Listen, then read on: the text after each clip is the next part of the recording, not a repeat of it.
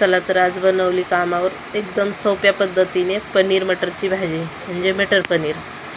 तर ही माझी पद्धत एवढी सोपी ना, आणि बनायला पण एकदम पटकन बनते. लय तर लय 20 मिनटामध्ये ही भाजी बनते मला, आणि खायला पण एवढी टेस्टी लागते. काय नाही, 2 कांदे घेतले, 1 टोमॅटो घेतला, त्याला बारीक कट करून घेतलं मस्त ते याच्यामध्ये ग्राइंडरमध्ये, आणि लसूण अद्रक सगळं टाकलं, त्याला बारीक कट करून घेतलं. कढईमध्ये तेल टाकलं, तेल आणि बटर दोन्ही मिक्स टाकते मी. तेल बटर टाकलं आणि मग वरून ते बारीक केलेलं सगळे कांदा टोमॅटो ते सगळं तयार टाकलं. आधी त्याच्यात जिरे आणि दालचिनी आणि तेजपत्ता टाकला, आणि नंतर सगळे कांदा ते टाकलं. त्याला मस्त परतून घेतलं आधी 1 मिनटं. नंतर ते थोडंसं बारीक झाल्यावर, लाल झाल्यावर थोडं मीठ टाकून झाकून ठेवलं. एकीकडे वाटाणा ठेवला शिजायला.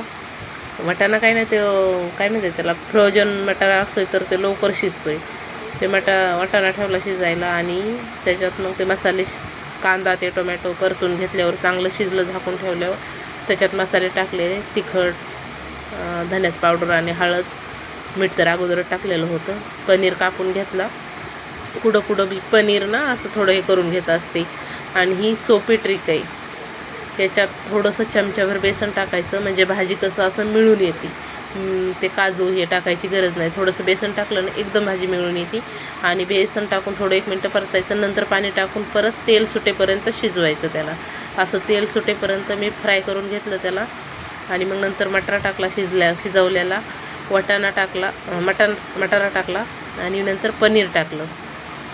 पनीर टाकल्याच्यानंतर 2 मिनटं शिजू दिलं, आणि मग गॅस वट्टा ते सगळं साफ करून घेतलं. नंतर मग पनीर शिजायला जास्त वेळ लागत नाही, नाहीतर लय वेळ शिजलं की ते कडक होतं आहे. मग थोडीशी साखर टाकली, चवीनुसार गरम मसाला टाकला, आणि कोथिंबीर टाकली, आणि गॅस बंद करून टाकला. मी सगळी भाजी झाल्याच्यानंतर हे टाकते. तर अशा पद्धतीने